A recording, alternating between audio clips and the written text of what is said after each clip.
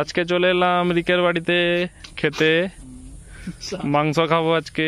রিক কলা গাছের পাতা কাটছে, ওই জন্য আমাদের গ্রামবাসীরা কলা পাতায় মাংস খেতে খুবই ভালো লাগে। আমাদের মাংসের টেস্ট দ্বিগুণ হয়ে যায়।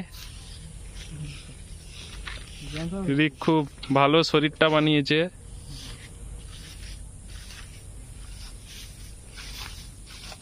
কলা পাতা কাটা চলছে,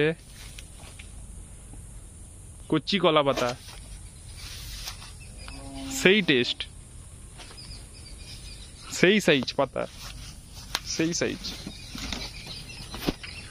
খেয়ে মজা আসবে।